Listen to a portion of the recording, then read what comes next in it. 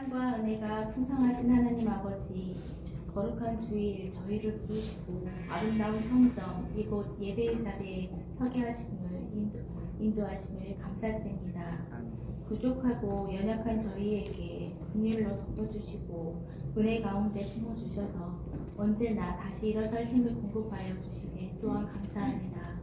주님의 은혜가 아니고서는 단 하루도 온전히 살아낼 수 없음을 고백하며 이 시간 저희 마음 깊은 곳까지 임재하여 주시기를 바라나이다. 주님께서 세우신 이 교회가 언제나 말씀 위에 굳게 서게 하시고 세상 속에서 흔들리지 않으며 하나님 나라의 복음을 전하는 빛과 소금의 역할을 충성스럽게 감당하게 하옵소서. 교회 안에서 하나님의 진리가 살아 움직이게 하시고 성령의 은혜가 흘러넘쳐 모든 성도들이 변화되고 새 힘을 얻게 하옵소서. 문화와 세대 그리고 살아온 배경이 다르다 해도 주님의 사랑 안에서 하나 되게 하시고 서로의 연약함을 품어주며 기도와 위로로 세워주는 공동체가 되게 하옵소서.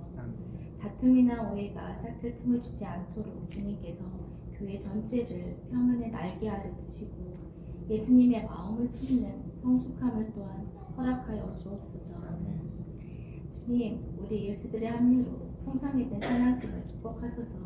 서로 다른 악기로 목소리로 주님을 찬양할 때 하나의 몸처럼 조화롭게 하시고 서로의 소리를 들으며 맞춰가듯 찬양팀이 서로를 존중하며 기쁨과 감사의 마음으로 은혜의 통로가 되게 하옵소서.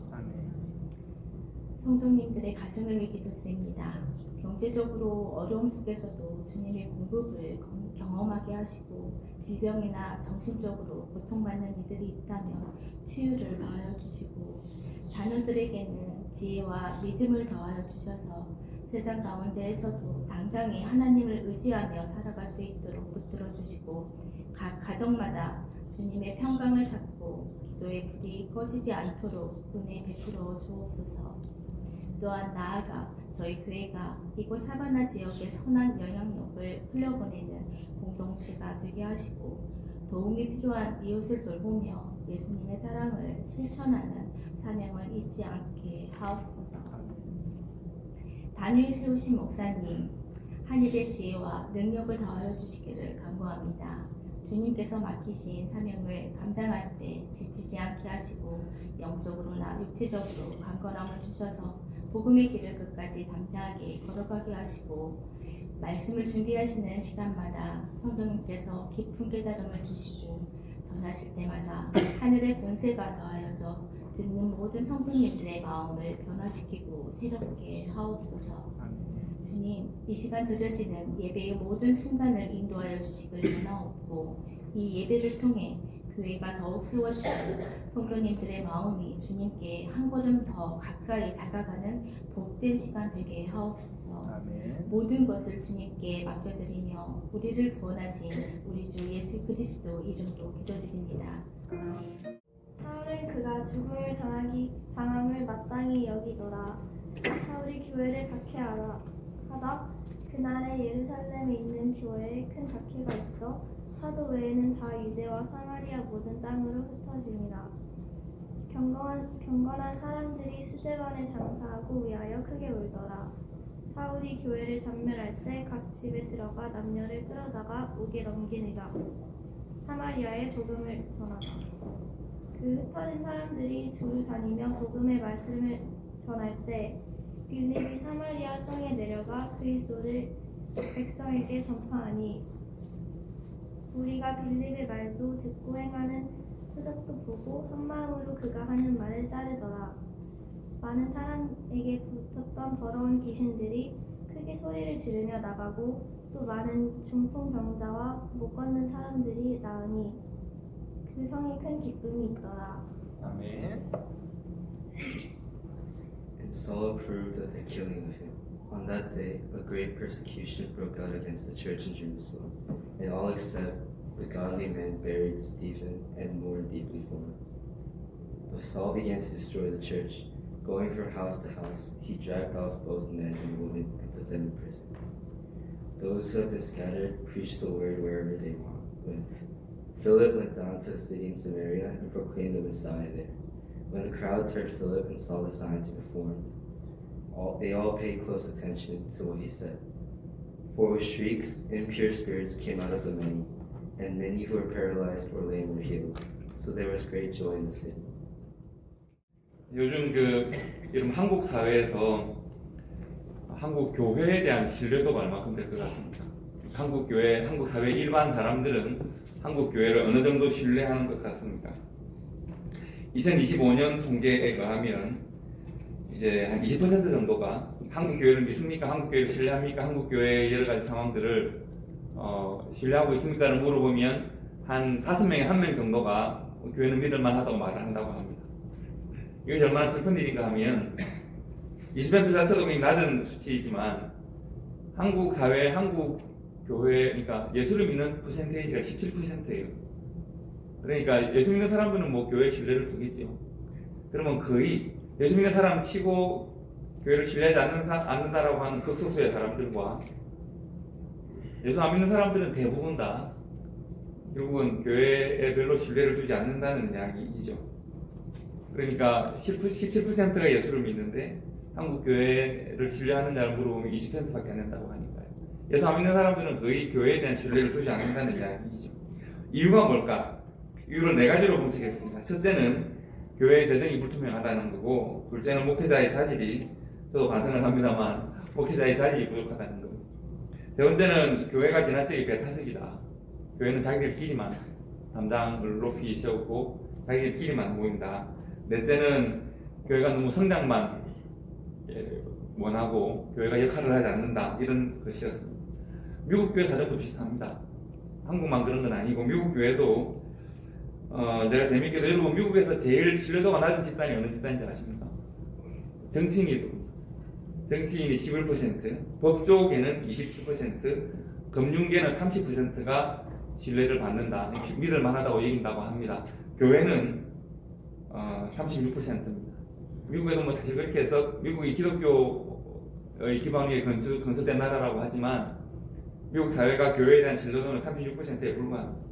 그런데 우리가 좀 고민해야 될 것은 1970년대에는 사회가 교회를 신뢰하는가를 물어보면 68%가 신뢰했다는 거예요. 그러니까 70년대에는 100명 중에 68명이 교회는 믿을 만하고 신뢰하는 집단이라고 생각했었는데 이제 50년이 지나서 2020년에는 100명 중에 35명, 36명만이 그러니까 교회가 적어도 100명 중에 30명 이상을 잃은 것이라고 볼 수 있죠. 미국 사회에서 왜 이렇게 교회에 대한 신뢰도가 떨어졌을까? 한국 교회의 신뢰도가 떨어진 이유 4가지를 말씀드렸는데 그것과 크게 다르진 않습니다. 대부분 비슷한 이유로 미국 사회에서도 미국 교회에 대한 신뢰도가 현저하게 떨어져 있습니다. 그러면 정말 그게 사실일까 왜 그럴까를 고민할 때 저는 상징적인 사건 하나가 한국 교회에 있다고 생각합니다. 가슴 아픈 일이긴 한데 상징적인 사건이 하나 있습니다. 한때 한국 교회에서 아주 독보적인 위치를 차지하고 있던 교회가 한 교회 있습니다. 그러니까 한국 교회에서 큰 대교회인데 다른 대교회들이 많이 비판받을 때 그 교회는 워낙 목회자의 자질이 뛰어나고 또 교회가 성장한 배경이 워낙 단단하고 했기 때문에 또 교회가 건강했었기 때문에 좋은 교회를 인정받는 교회가 있었습니다. 사랑의 교회라는 교회, 여러분도 아마 잘 아시죠? 서울에 있는 사랑의 교회가 적어도 한 20년 전에는 참 좋은 교회 인정을 받고 있었습니다. 그런데 이대 목회자가 부임하고 난 다음에 아까 제가 말씀드린 한국 교회의 신뢰성을 흔드는 4가지 요소들이 다 사랑의 교회에 다 나타나게 됩니다. 교회 재정도 또 목사 안수의 과정도 불투명했고 그리고 이제 무엇보다도 그 교회가 세계 제일의 교회가 되겠다는 모토를 가지고 강남 한복판에 큰 교회당을 지었습니다. 문제는 그 건물이 수많은 건축법을 위반하면서 지어졌다는 거죠. 수많은 법들을 위반하고 지어졌습니다. 왜 그렇게 법을 위반할 수 있었냐 하면 그 교회가 수만 명이 모이는 교회다 보니 특히 강남에서 수만 명이 모이는 교회다 보니 교인들 중에서 강남구청에 일하시는 분이 워낙 많아요. 그리고 강남 북쪽에 서초동에 일하시는 분들이 너무 많아요. 정치인들이 많아요. 그분들이 다 함께 도와줘서 교회가 많은 불법적인 일들 가운데서 교회당을 지을 수 있도록 도와줬단 말이죠. 대표적으로 이제 서울 서초역의 역사를 일부 사용하는 방식으로 교회당 강당이나 기계실이나 주차장이나 이것을 공공 건물의 여러 가지 공간들을 사용하는 방식으로 건물을 지었습니다. 그러다 보니까 뭐 소송도 들어가고 뭐 반대도 있고 했습니다. 공적 공간을, 즉 시가 사용해야 되는, 시민들이 사용해야 되는 공적 공간을 교회가, 그러니까 어떤 단체가 사적으로 사용했다라고 하는 판결을 대법원이 내립니다. 그리고 불법 건축물에 대한 철거 명령이 떨어집니다. 그런데 그 교회가 내어놓은 답이 재미있습니다. 교회가 뭐 어떤 답을 내놨냐면, 교회당 건물은 사적인 교회가 왜 공적인 시의 공간을, 시민들의 공간을 사용했느냐라고 판결을 내렸는데, 교회가 어떤 답을 내놨냐면, 교회는 영적 공공성이 있다, 이렇게 답을 내놓은 거예요. 그러니까 spiritually as a public, spiritually public하다고 한 거예요. 그리고 우리는 철거할 수 없다.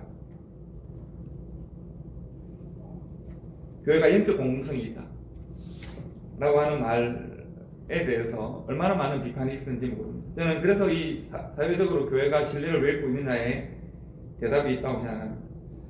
저는 2025년 12월경에 판결이 났습니다. 어떤 판결이 났을까요? 마지막으로 판결이 났는데, 판결이 어떻게 났냐면, 불법이기는 하나 지금 철거하기에는 비용이 너무 많이 들고, 또 지금 그 교회가 지어놓은 걸 철거하면 안전상의 문제가 있는 것 같다, 어쩔 수 없다고 판결이 나버렸습니다. 그러니까 그동안 수고했던 사람들이나 비판했던 사람들도 여전히 비판하게 되고, 교회가 영적 공공성이라는 말로 자기를 디펜스하는 것에 대해서 많은 비난이 쏟아졌던 기억이 있습니다. 뭐 사랑의 교회는 여기 우리 어머님 앉아 계시잖아요.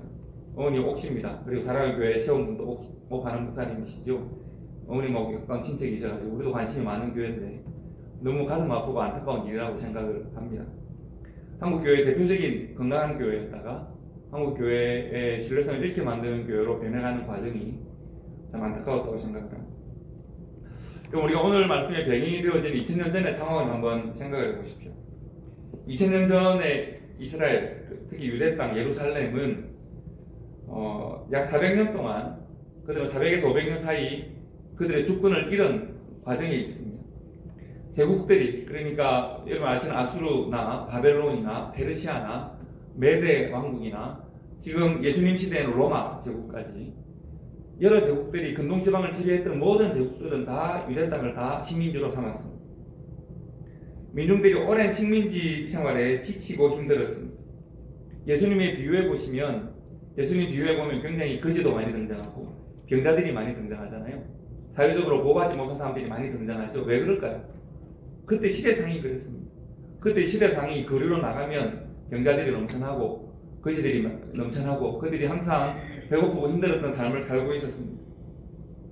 종교 지도자들이나 일부 사회 지도자들은 날마다 잔치를 벌입니다.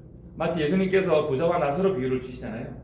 부자는 날마다 잔치를 벌이고 부자의 대문 밖에 거지는 늘 굶주려 있습니다. 그런 상황들이 이스라엘의 전체적인 상황이라고 보시면 됩니다. 그래서 민중들이 희망을 찾아서 광야를 헤매게 되고 거리를 헤매게 되는 것이죠. 예수님께서 그들에게 보리떡 5개와 물고기 2마리로 5,000명을 먹이는 사건들을 보여주십니다. 7개와 보리떡 7개와 물고기 2마리로 4,000명을 먹이는 사건들을 연달아 보여주십니다. 그래서 예수님에게서, 예수라고 하는 청년에게서 저기 갈릴리로부터, 광야로부터 불어온 희망의 바람을 그들이 발견하는 겁니다. 그래서 그들이 예수에게 소망을 또 예수님 주변으로 수많은 사람들이 모여들게 된 것입니다. 그랬더니 어떤 일이 벌어졌을까요?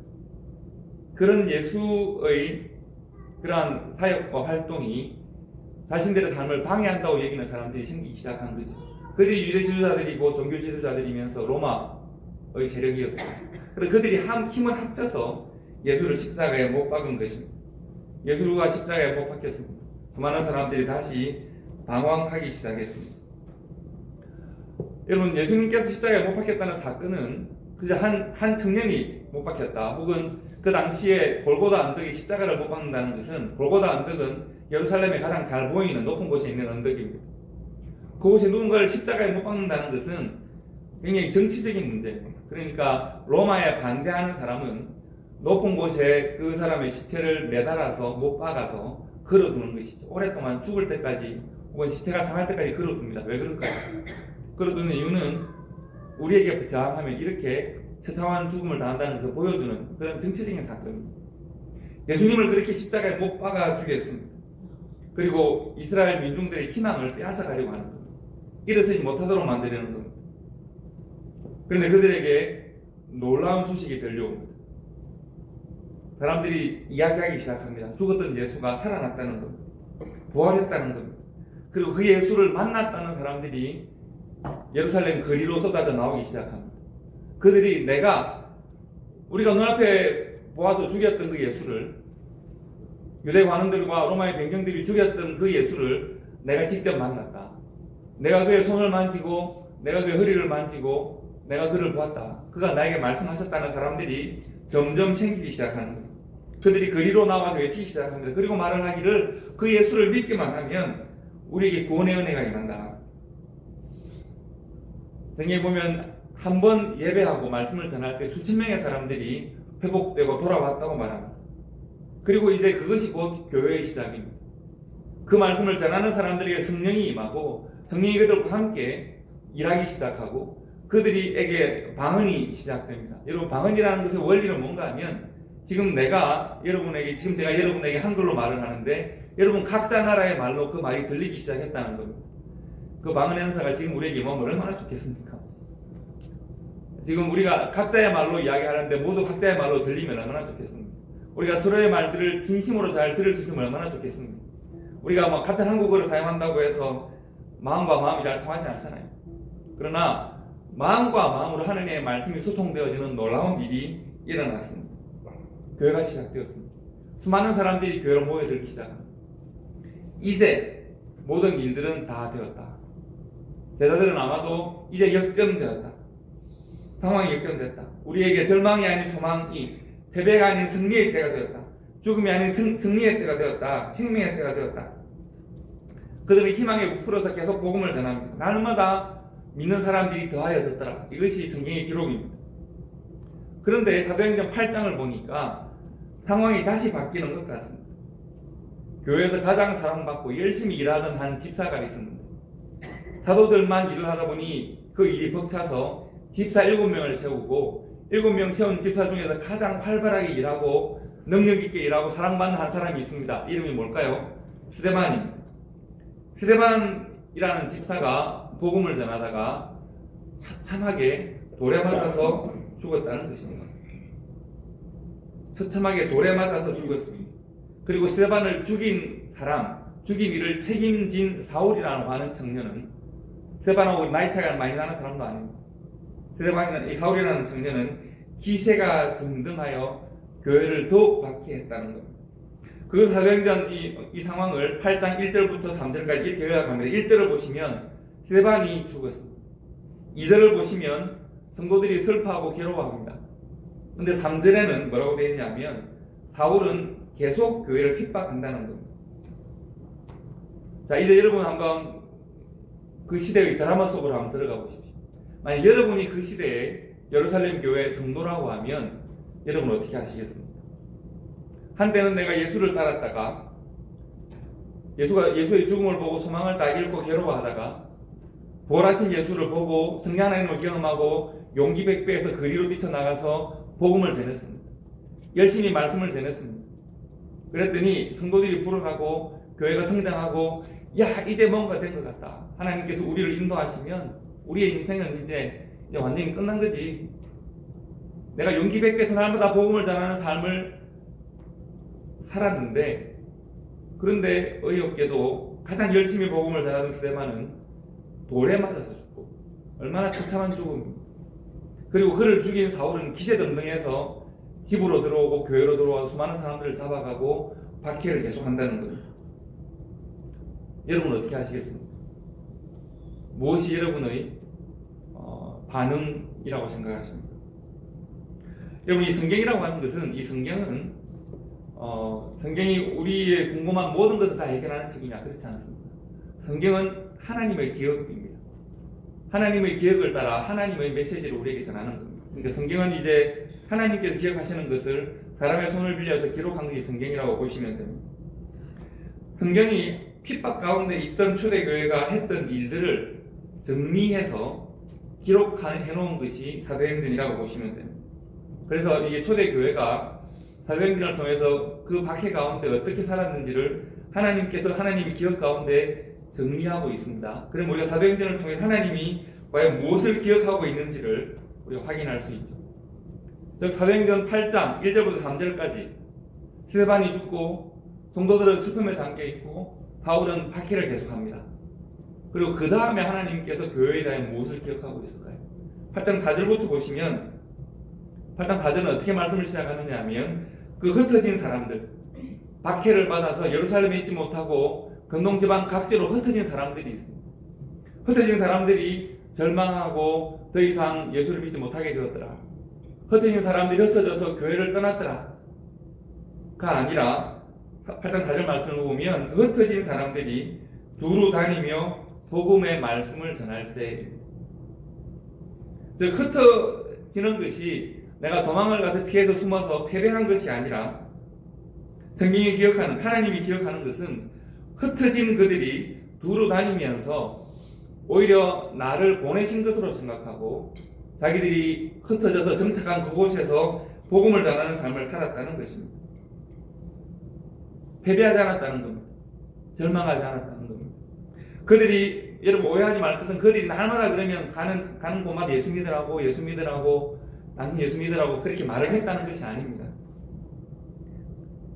그들이 한 것은 그들이 흩어져서 살아가는 그곳에서 그들의 삶을 복음으로 드러내고 그들의 삶으로 복음을 증명하는 그러한 방식의 삶을 살았다는 것입니다. 즉 삶이 복음의 증거가 되어지는 그러한 삶을 살았다는 것입니다. 그것이 초대교회라는 것입니다.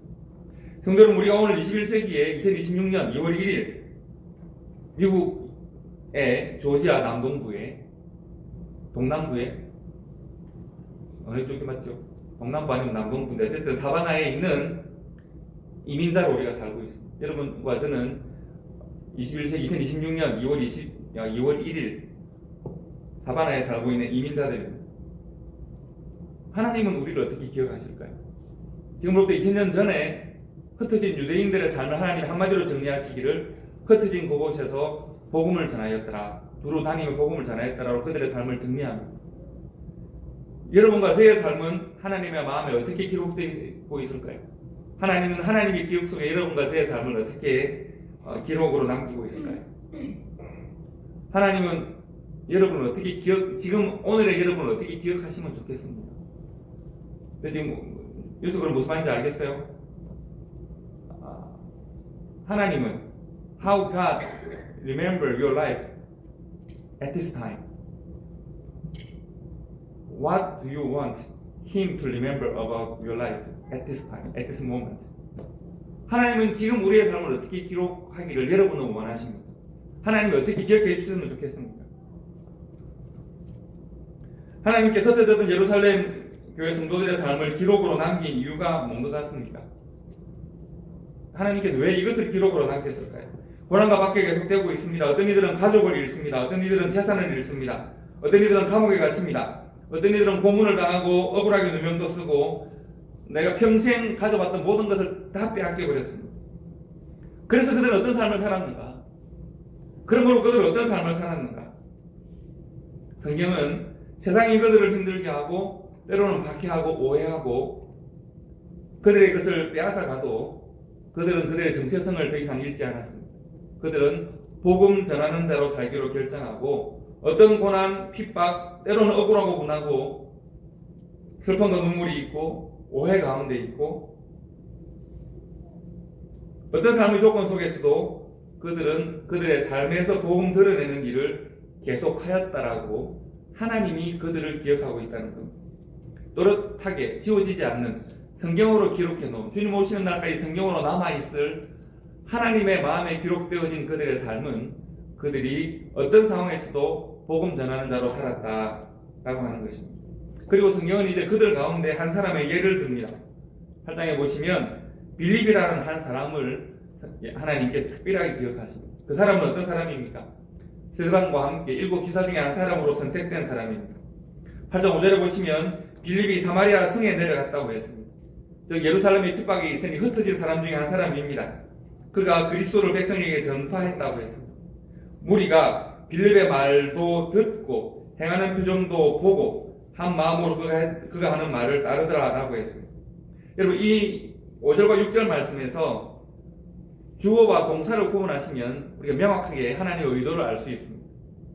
즉 빌립이라고 하는 사람을 주어로 빌립이 주어가 되고 그의 동사가 있고 사마리아 사람들이 주어가 되면 그들의 동사가 있습니다. 즉 빌립은 뭘 했습니까? 빌립은 예루살렘 성의 사마리아 성으로 내려갔습니다. 그리고 빌립은 그곳에서 전파했다고 했습니다. 하나님의 말씀을 전파했습니다. 빌립은 내려가서 전파했습니다. 사마리아 사람들은 뭘 했을까요? 그들은 듣고 빌립을 보고 그리고 팔로 따랐다고 했습니다. 빌립은 그곳으로 흩어짐을 당하였지만 그곳으로 내려가서 하나님의 말씀을 전하는 삶을 하나님의 말씀을 들려주고 보여주고 하나님의 말씀으로 인도하는 삶을 살았고 사마리아 사람들은 보고 듣고 따랐다는 것입니다. 만약 우리가 그 시대의 빌립이었다면 여러분과 제가 1세기 초대교회의 빌립이었다면 우리를 설명하는 동사는 과연 뭘까요? 우리는 과연 어떤 삶을 살았다라고 성경이 기록할까요? 그리고 오늘 여러분과 제 삶은 어떤 동사로 기록할 수 있을까요? 여러분 사마리아는 원래 유대인들에 대해 적대적이었습니다. 그런 곳으로 피난을 가게 되면 지금 어떻게 보면 빌립은 피난을 간 거잖아요. 박해가 있어서 피난을 간 겁니다. 뭐부터 시작했을까? 여러분 피난을 가시면 뭐부터 시작할 것 같습니까? 예를 들면 빌립은 사마리아로 내려가서 우리가 그런 말 하잖아요. 먹고 살이즘이라고 하잖아요. 뭐 해야 돼요? 먼저 생활 환경부터 만들어 나가야 되죠. 그런데 하나님께서 지금 빌립의 삶을 기록할 때 너무나도 당연히 그가 그곳에 가서 새로운 직장을 얻고 삶의 터전을 새롭게 만들어 나가고 할 텐데 성경이 기록하는 것은 빌립이 사마리아에서 어떤 삶을 살았든지 간에 즉 먹고 살기 위해서 구걸을 했는지 남의 집 품팔이를 했는지 시장에 나가 좌판을 놓고 장사를 했든지 성경이 하나님께서 빌립의 삶에 대해 기억하는 것은 사마리아에서 그가 어떤 환경에 있었든지 복음을 그의 삶으로 말씀으로 전했다라고 기록하는 것입니다. 그리고 사마리아 사람들은 빌립이 하는 말을 듣고 그의 삶을 보고 그리고 빌립을 따라했다고 했습니다. 빌립을 따라했습니다. 빌립은 무엇을 따라했을까요? 당연히 빌립의 말을 따라했겠죠. 빌립의 믿음을 따라했겠죠. 그리고 빌립의 삶을 따라하는 겁니다.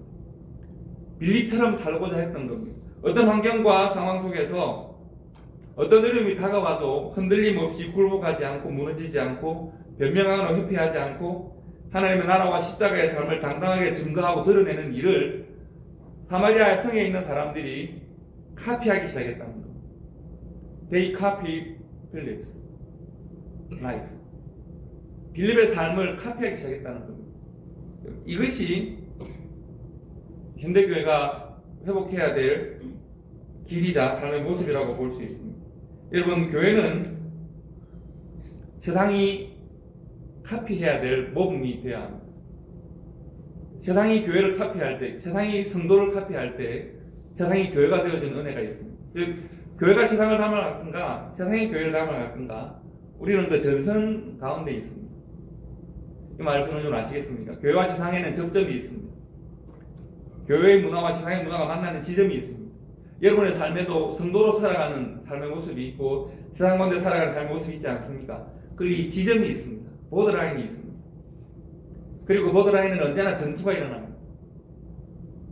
내가 어떤 사람과 만나서 그로 하여금 나처럼 살게 할 것인가, 내가 세상처럼 살 것인가를 결정해야 합니다. 빌립은 지금 사마리아로 가서 어떻게 살아야 되는지의 모범을 보여줍니다. 그래서 빌립이 말하는 것을 그들이 듣고 빌립이 살아가는 모습을 그들이 보고 빌립의 삶을 그들이 카피하기 시작했다. 그래서 그들이 크리스찬이 됩니다. 세상이 예수 믿는 사람이 되고 세상이 교회가 되어집니다. 하나님의 사람들은 세상에 던지는 세상의 여러 가지 어려움을 당하고 있는 고통의 문제에 대한 답을 복음으로 가질 수 있어야 합니다. 성도는 이웃들이 본받아야 되는 그울이 되어야 하는 것이고 세상은 교회를 통해서 살아가야 될 길을 발견해야 하지 않겠습니까? 그래야 복음의 능력이 드러나는 것 아니겠습니까? 오늘 말씀을 보시면 주목해야 될 것이 하나 있는데 8절의 말씀입니다. 오늘 설교의 제목이기도 한데 8절의 말씀을 보면 그 결과가 무엇인지를 말합니다. 결과는 뭔가 하면 그 승에 큰 기쁨이 있더라 합니다. 오늘 말씀의 전개를 한번 보시면 우리가 생각할 것이 있습니다. 8장, 사도행전 8장 1절부터 오늘 8절까지 말씀의 전개를 보십시오. 아까 8장 1절이 어떻게 시작된다고 했습니까? 스데반의 죽음으로 시작합니다. 2절은요, 성도들이 슬퍼하고 눈물을 흘립니다. 그 얼마 전에 예수의 죽음을 보고 절망했었는데 그의 부활을 보고 우리가 감사하고 교회를 시작했는데 사랑받는 성도의 죽음을 보고 트라우마가 오는 것 같고 힘들어 죽겠습니다. 그런데 그를 죽인 사울이 등등해서 교회로 쳐들어오고 사람들을 잡아가고 오게 가두고 합니다. 얼마나 절망스러웠을까요? 그런데 흩어진 성도들이 패배하지 않고 절망하지 않고 성령 하나님과 더불어서 복음을 전하기 시작합니다. 특별히 사마리아로 들어갔던 빌립과 함께 하나님이 역사하기 시작합니다. 8장 7절 8절을 보시면 많은 사람들에게 붙었던 더러운 귀신이 크게 소리지르며 나아가고 또 많은 중풍병자와 못 걷는 사람들이 나으니 그 성에 기쁨이 가득했다는 겁니다. 성도들이 간 곳마다 특별히 빌립에 간 곳에 하나님의 나라가 임합니다. 고난과 핍박을 만났던 성도들이 고난과 핍박 가운데 절망하지 않고 성령 하나님의 능력과 인도하심 가운데 복음을 삶으로 전하고 있는 것이죠. 그들이 선언하고 있습니다. 그들이 증명하고 있습니다. 고난이 우리를 흔들 수 없다. 핍박이 우리의 정체성을 바꾸지 못한다. 우리의 삶의 주인은 오직 하나님이시고 우리의 삶의 원리는 복음이고 우리의 능력은 십자가에서 나온다. 그래서 성도들은 자기 안에 있는 복음을 입술로 들려주고 삶으로 증명하기 시작했습니다. 그 결과는 뭔가 하면 그들이 간 곳에 슬픔과 절망 가운데 예루살렘을 떠날 수밖에 없었는데 그들이 간 그곳에는 기쁨이 넘쳐났다는 것. 이것이 8장 1절부터 8절까지의 전개입니다. 복음이 있는 곳에 기쁨이 있습니다. 눈물로 시작했는데 큰 기쁨이 되었습니다. 절망 가운데 성도들이 죽고 교회는 없어지나 보다. 그것이 아니라 그 핍박으로 말미암아 흩어진 그곳에 마치 씨가 뿌려지는 것처럼 하나님 나라의 씨가 뿌려져서 복음의 열매가 나타나게 되는 것입니다. 그들은 고난을 당했는데 세상은 기쁨을 누리게 된 것입니다. 이것이 선교적 교회의 성도와 교회의 모습이라고 말할 수 있습니다. 성도 여러분, 지난 한 주간 어떻게 사셨습니까? 아마 바쁘셨고 힘드셨고 또 분주하게 살아가셨을 겁니다. 우리가 예배드리는 이유는 우리가 바쁘고 분주하고 힘들지만 그러나 우리가 시간을 정하고 하나님의 말씀에 하나님의 음성에 귀를 기울이는 것입니다. 오늘 우리가 하나님의 기업을 따라서 우리에게 들려주는 초대교회의 이야기에 우리 귀를 기울이고 우리의 마음을 여셔야 합니다. 우리의 현실이 힘들고 아무리 어려워도 여러분 우리가 아무리 힘들고 바쁘게 살아도 1세기 초대교회 성도들만 하겠습니까? 1세기 초대교회 성도들, 예루살렘 교회 성도들 어떻게 살았다고요? 예배드리고 있는데 로마 병경들이 쳐들어오고 집에 잠을 자고 있는데 유대 병경들이 들어와서 가족들을 잡아갈 수도 있는 그런 상황 속에 살았습니다. 그들은 이미 400년 동안 식민지로 살았는데 앞으로 얼마나 더 식민지로 살아갈지가 가늠이 되지 않는 삶을 살고 있습니다. 사랑받던 성도들도 잃었고 가족들도 잃고 직장도 잃고 고향도 잃고 먼 곳으로 타향살이를 시작해야 되는 믿음 때문에 모든 걸 다 빼앗기는 삶을 살았던 사람들이 1세기 예루살렘 교회의 성도들이었습니다. 그런데 8장 1절에서 그런 말씀을 하나님께서 기억하고 있다고 전하셨는데 하나님의 기억은 그것으로 끝나는 것이 아니라 그 기억이 전개되어서 마지막 이야기를 들려주는 것을 보니까 8절의 말씀을 보니까 그들이 지금 세상의 기쁨을 만들어내고 있습니다. 그들이 세상의 참된 기쁨을 만들어내고 있습니다. 고난이 그들의 삶에 입력되었는데 고난이 그들에게 입력되었잖아요.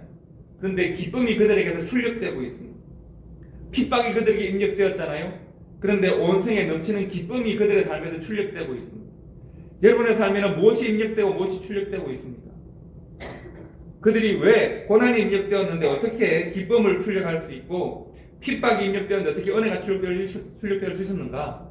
그들의 심령 가운데 복음이 있고 그 복음을 도우시는 성령 하나님이 그들과 함께 있었기 때문에 그들에게 입력되어지는 것은 고난인데 출력되어지는 것은 기쁨인 것이죠. 여러분 일주일의 삶에서 우리의 삶에서 우리에게는 무엇이 입력되고 무엇이 출력되고 있습니까? 그리고 우리의 마음에는 무엇이 있는지를 우리가 고민하셔야 합니다. 성경은 1세기 초대교회 성도들의 그러한 삶을 선교적 교회의 삶이라고 말하고 그런 교회를 선교적 교회라고 말합니다. 그들의 삶이 있는 바로 그곳에 하나님 나라가 피어나고 하나님 나라의 기쁨이 증거되어지는 그런 교회가 선교적 교회인 겁니다. 우리 사랑하는 성도 여러분, 하나님은 여러분과 저의 오늘의 삶을 어떻게 하나님은 하나님의 기억에 기록하고 계실까요? 이번 한 주간 우리가 살아가는 이 사바나를 2000년 전에 사마리아 성 정도라고 생각을 해보고 우리 지난 한 주간을 돌아볼 때 하나님이 딱 기억하셔서 그래 우리 김 집사의 삶을 한번 기록해보자. 우리 박 집사의 삶을 한번 기억해보자. 기록으로 남겨보자 한다면 지난 한 주간 동안에 여러분의 어떤 삶이 하나님의 마음에 딱 남아있으면 좋겠습니다. 어떤 삶이 세상이 보고 세상이 듣고 세상이 카피할 만한 삶이었습니다.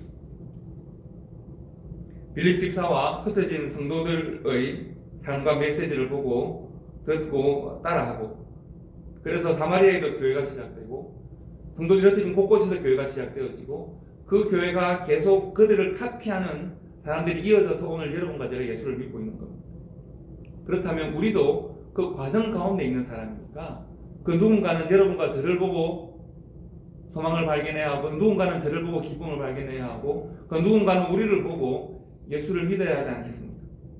그들을 보고 듣고 따라하면서 세상이 교회가 되어가고 교회는 더욱더 깊이 세상으로 나아가게 되는 겁니다. 여러분을 보고 여러분을 듣고 여러분을 따라하면서 세상이 교회가 되어가는 것이고 우리는 그들에게 더욱 깊이 나아가는 것이죠. 그것이 우리가 본질적으로 받은 사명이 실천되어지는 그런 교회와 성도가 되는 겁니다. 우리 초대교회는 우리 사바나 초대교회는 1세기 초대교회 이러한 아름다운 전통을 이어갈 수 있는 우리 성도와 교회가 되면 좋겠습니다. 들려줄 것이 있고 보여줄 것이 있고 따라하도록 만들 수 있는 아름다운 믿음의 본이 있는 하나님의 기억에 뚜렷하게 남아있는 그런 교회가 되어서 우리 시대 가운데 하나님 우리에게 주시는 귀한 사명 잘 감당하시는 우리 성도들과 교회가 될 수 있기를 주님의 이름으로 축복합니다. 기도하겠습니다. 아버지 하나님 은혜를 감사드립니다. 오늘도 저희들을 하나님 앞으로 인도하여 주시고 예배하게 하심을 참으로 감사를 드립니다. 우리 예배를 주님 받으시며 특별히 말씀을 통하여 도전하셨사오니 아버지 이 말씀을 통하여 우리의 삶이 변화되어지고 우리의 믿음이 변화되어질 수 있도록 주님 도우시고 우리가 우리 시대의 지역사회 가운데 보여주고 들려주고 증거하며 우리를 본받게 할 수 있는 삶의 증거가 있는 귀한 성도들과 교회가 될 수 있도록 주님 도와주시옵소서. 이 교회를 통하여 세상이 교회되어지는 놀라운 변화가 나타날 수 있도록 인도하여 주시옵소서. 감사드리며 예수님 이름으로 기도드립니다. 아멘.